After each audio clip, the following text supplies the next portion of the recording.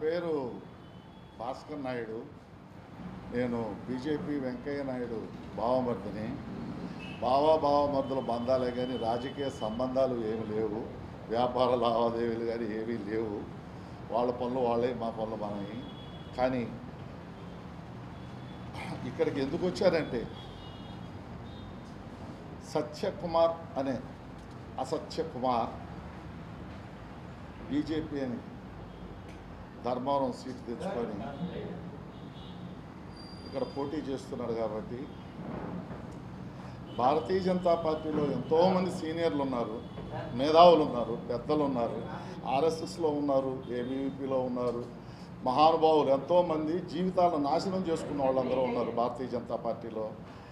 అలాంటి వాళ్ళని పైకి రానియకుండా ఈ మధ్యకాలంలో పార్టీలో కూడా కొంతమంది బ్యాంకు దోపిడీదారులను, బ్రోకర్లను, డాఫర్లను, లోఫర్లకి టికెట్లు ఇచ్చి భారతీయ జనతా పార్టీ సిద్ధాంతాలకే తిరోధకాలు ఇస్తూ ఇలాంటి ఎదవకి ధర్మవరం టికెట్ ఇచ్చి నిలబెట్టడం కడుపు మండి నేను వచ్చి ఈ ప్రెస్ కాన్ఫరెన్స్ పెడుతున్నాను. పొరపాట్లుంటే నేను ఇది ఫస్ట్ టైము, పొరపాట్లుంటే మన్నించండి. ఈ అసత్య కుమార్ అనేవాడు ప్రొద్దుటూరులో పుట్టాడు. ఈ మహారాష్ట్రియన్. వాళ్ళ 4 ఫాదర్స్ ఎప్పుడు వచ్చి ప్రొద్దుటూరుకు వచ్చారు.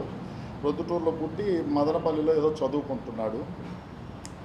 పెద్ద ఆయనకి రాజ్యసభ వచ్చిన తర్వాత ఢిల్లీకి వెళ్తున్నాడు. కాబట్టి ఆర్ఎస్ఎస్ పిల్లలకు చెప్పాడు, ఎవరన్నా కొంచెం హిందీ వచ్చిన వాళ్ళు ఉంటే మంచిది, కొంచెం ఒక పిల్లోని చూడండి అంటే, ఈ అబ్బాయి మరాఠీ మాట్లాడతాడు, హిందీ మాట్లాడతాడు, అన్నీ మాట్లాడతాడు, చక్కగా మాట్లాడతాడంటే వీడిని తీసుకొచ్చి సుబ్బరాజు, నరసింహారెడ్డి అనే వాళ్ళిద్దరూ ఇతను తీసుకెళ్ళి బెంగళూరులో కట్టా సుబ్రహ్మణ్యం నాయుడుతో గెట్ టుగెదర్ జరిగింది.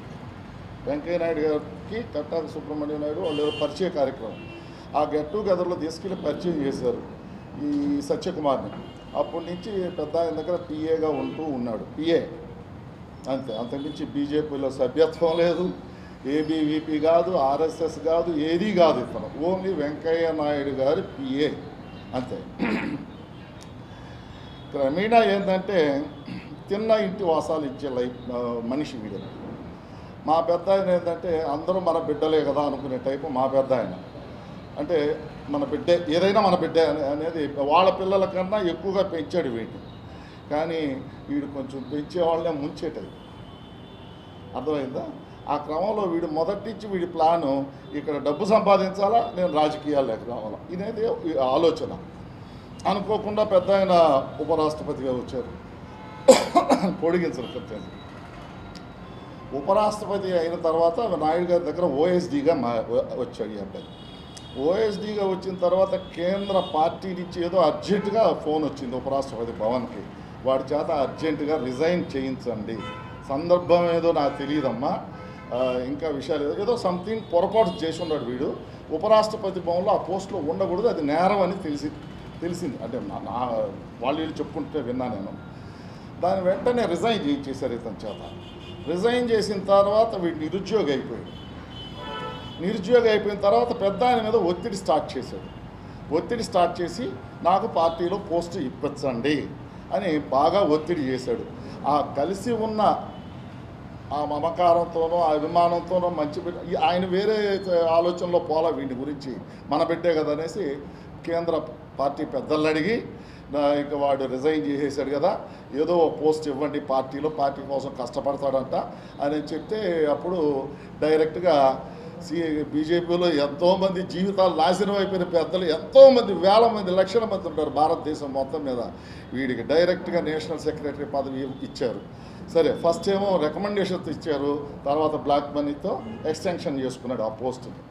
వీడు నిద్ర లేస్తే, మీరు పరిచయం అయితే మీరు చెప్పండి మోడీతో మాట్లాడతా, మీరు చెప్పండి అమిత్ షాతో మాట్లాడతా, ఈ ఇండియాలో 15 రాష్ట్రాల్లో మేము ఉన్నాం, మేము ఏదైనా సాధిస్తాం అనేది అడ్వాన్సులు తీసుకోవడం, దాచిపెట్టుకోవడం, దాచుకోవడం. ఇప్పుడు ధర్మవరానికి కూడా ఎలక్షన్కి రాలా వీడు, ఓన్లీ కలెక్షన్, నో ఎలక్షన్, అర్థమైందా? అంతే తప్ప వీడు ధర్మవరం ఏమి ఎవరు తెలుసు, ధర్మవరం ఎవరో తెలియదు. వీడు పుట్టింది ప్రొద్దుటూరు టికెట్ అని అడగాల, కానీ ఇక్కడ కలెక్షన్ కోసం వచ్చాడు, దండుకుంటున్నాడు అంతే తప్ప వీడు ఎలక్షన్ చేయాలని రాలేదు. అది వాడి పరిస్థితి.